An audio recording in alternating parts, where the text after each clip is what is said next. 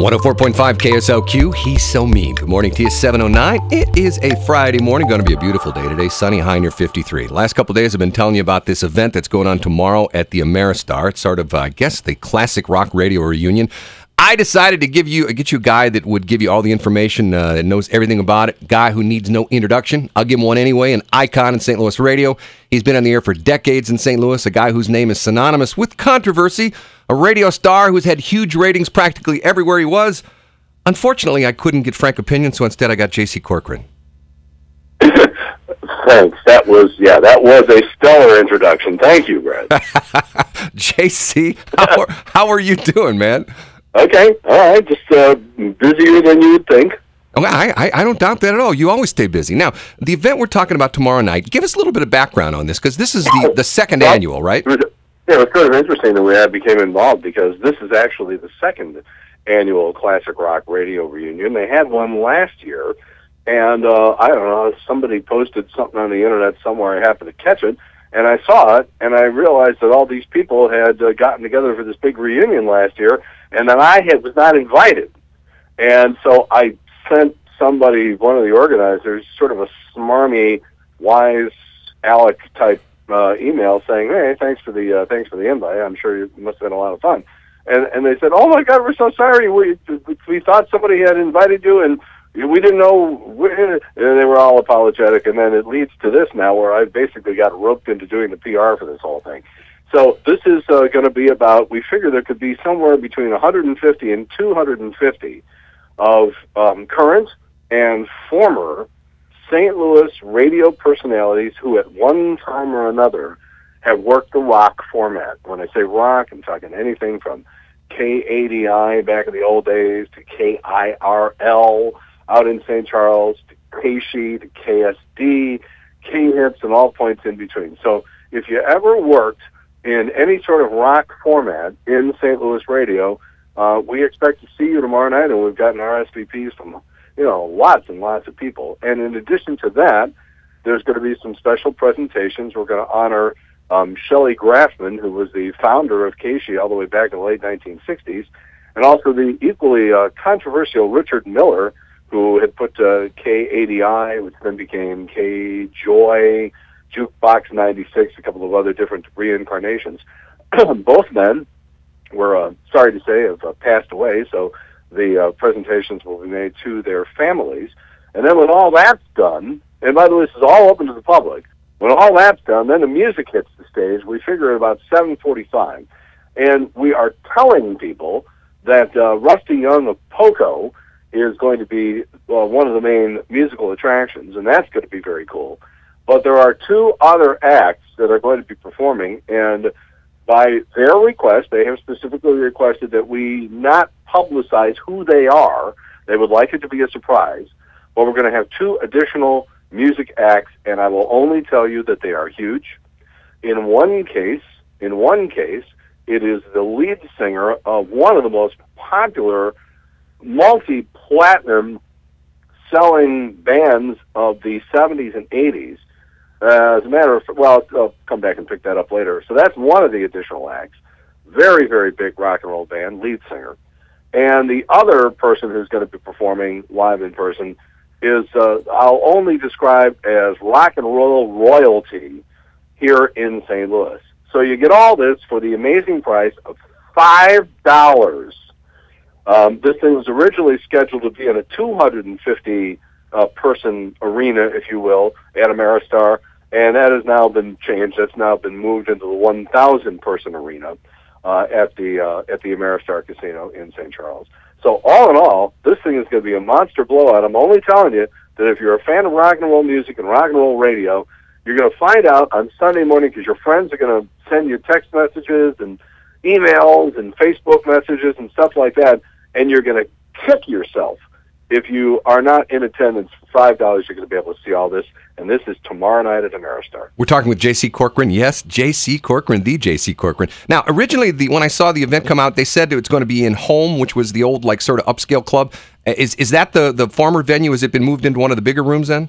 Yeah, it moved into the big place, in one of the ballrooms. It's 1,000-seater. You just make your way to Ameristar and follow the signs, and you'll find your way there. And it's you should also, there's going to be a trail of humanity coming into the place, too. We understand that the hotel is sold out at Ameristar. Really? Which is some indication, I think, of, there's a lot of people flying in from out of town. I mean, I can give you the list. I mean, this is only a partial list, obviously. So, Favaz from KSHE is going to be there. Remember Jackie McCoy and Mad Maynard? Oh, yeah. I've talked to Jackie recently. Jackie McCoy and Mad Maynard going to be there. They used to do the KADI and Jukebox 96 weekend oldies show. Radio Rich Dalton is going to be there from KSHE. Steve Rosen, who goes all the way back to the very origin of KSHE 95 in the late 1960s. Steve Rosen, one of the actual founders, is going to be there. Terry the Foxman Fox, who worked in rock and roll radio and top 40 radio for a long time. David the Birdman Bird, Ted Habeck, Ron and Joyce Stevens, and Gridnick. Wow. Who did the KSHE morning show years and years ago. Smash will be there. Mark Langston, who not only worked in radio here, but then became the mayor of Maplewood. Yeah, for 2 terms. Yeah. Randy Raley going to be there. Todd Morgan, who is a legacy, the son of Ron Morgan, as in Morgan and Crunch. Katie Cruz from KSHE 95 is going to be there. Van Lorenz from The Arch. Mike Duran from KSHE. And also The Rock, back in the days when The Rock was on the air in the late 90s. Kevin McCarthy, Jeff Burton from Tom and Jeff's show on The Point. Vince Richards, who was doing the all-night show at KSHE when I was doing mornings there. Vince has become a mogul. He ran an entire cluster of stations in Houston until just recently. He's flying in for this. Gordon Atkins, who was one of the very early, late 1960s members of KSHE 95 Radio. Nick Baycott from KSHE. Jim Doyle, who's been around for years and years. Tim Weiland, who is currently segued into doing traffic reports on St. Louis radio. Caroline Miller, who did the morning show with John Hewlett for a period of time over at KSHE. Gary Bennett, El Benito, who did Feats at 5 at KSHE for years and years, is going to be there. And even a guy by the name of John Schmeemeyer, and that name will mean nothing to you in most cases, but Schmee was the guy who, for years and years, if you went to a concert at the old arena and you were backstage for any reason at all, either on official business or surreptitiously for that matter, Schmee was the guy who ran the entire backstage function for all of these big rock and roll concerts. He was in charge of anything. I mean, the Rolling Stones come into town, and Schmee is the guy who had to manage all of that chaos backstage. This guy knows where all the bodies are buried and the stories this guy can tell. So anyhow, they're having a reception for all of the DJs and their families from 6 until 7. That's closed to the public. But then the doors open at 7, and all this stuff I described starts. And again, Rusty Young of Poco going on stage, and then as the night goes on, 2, just really, really recognizable, very, very famous rock and roll stars who sold lots and lots and lots and lots of albums in the 70s and 80s and even into the 90s. And they're all going to be there, and this thing is going to be something. Hey, I'm a little bit hurt, JC, because you didn't mention the original KSLQ. This is the reincarnation of it, which I worked at, which at the time kicked the butt of KSHE and KADI. Yeah, well, that was before I got here. I got here in '84, but oh yes, I definitely heard those stories. Yeah, and you didn't put me on the list, even though I signed up. Have I been thrown off? Actually, I'm not in charge of that part of it. I'm just in charge of getting the word out. So, you send if you show up, you say who you are, they're going to let you in. So I can get there at 6, and they won't say, "Oh, I did work at KADI for 6 months." And you want to hear a funny Richard Miller story? Everybody's got one of these. Oh, everybody has one of those. I quit KSLQ in July of '80, and the day after I quit, excuse me, at 3 o'clock in the morning, my phone rings, and there's this voice. Listen, boy, I understand you're not the Q anymore. Listen, come talk to me. You're going to be a big star on KADI. Come talk to me today. So I went and talked to him that day, and I sat in his office, and the entire time he talked to me, he had his back. He had one of those big high back chairs in his office. He sat with his back to me and never looked at me once. Yeah. There were degrees of eccentricity that did not exactly enamor Richard Miller with a big chunk of the radio population, and you'll find just as many people who were very, very close to him that will tell you that he was an absolute pussycat. I had to actually cease and desist him once. I had to have my lawyer send him a letter that basically said, you either back off with what you're doing, because what you're doing is illegal. You either back off, or we're going to be forced to take legal action. Well, in typical Richard Miller style, he had that cease and desist letter blown up to poster size, framed it, and had it hanging in the lobby of his radio station for years and years. You know, I'll tell you something that hardly anybody knows, and I don't know, I guess, you know, Richard Miller, who we're talking about, who just died recently, the Friday Passed after. away about 3 weeks ago. Yeah, Friday after Christmas. Do you know, I met with him a year ago, and do you know he called me up and he wanted to buy this very radio station? Well, there were some stories that he was trying to get his hands on some more radio properties and maybe have, one more great ride. But, things got to him, and as we said, he passed away a little while ago. So, again, both Richard Miller and Shelley Graffin, the founder of KSHE, are going to be honored posthumously with a beautiful plaques that were given to both of their families, and that's going to be part of the ceremony tomorrow night. We're talking to J.C. Corcoran, talking about the big classic rock radio reunion, 6 to 7. It's the private thing, 7 o'clock. Anybody wants to show up. Now, can I tell you my favorite J.C. Corcoran story, which happened to me personally? Yeah, you can, if you let me first say hello to my baseball buddy, Terry Boland. Terry Boland, who's got one of the big oil and gas companies out there in Washington. Yeah. And Terry's been my third baseman for about the last 5 years on the St. Louis Men's Senior Baseball League. And so hello to Terry and everybody out there in Washington. We play a charity baseball game out there in Washington every year at Ronsick Park. Oh, yeah. And I've pitched out there, and I've spoken over the PA system, and yeah, we do a big thing out there every September, and it's a blast out there at Ronsick Park. Yeah, I know. Chief Hahn in the local police department knows all about you. Yeah. Well, you want to hear my... I'll let you tell your favorite J.C. Corcoran story.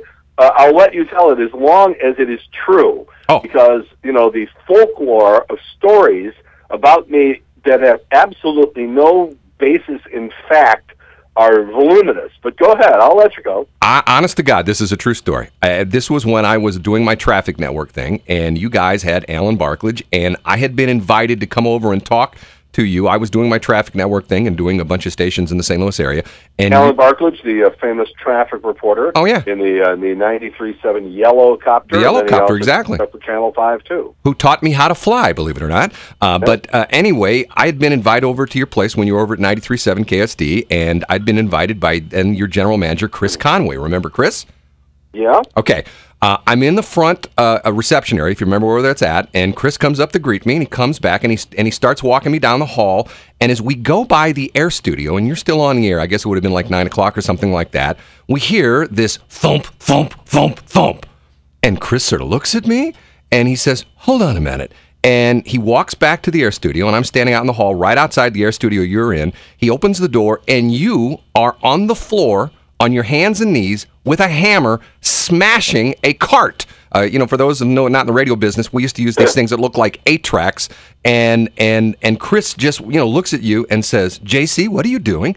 And you said, my program director told me I had to play this stupid Wang Chung song, and I'm going to fix it so I never have to play it again. And you proceeded to smash this cart, crash, crash, crash, crash on the ground. And Chris Conway just closed the door, and he says, hey, it's JC. And we went down and had our meeting.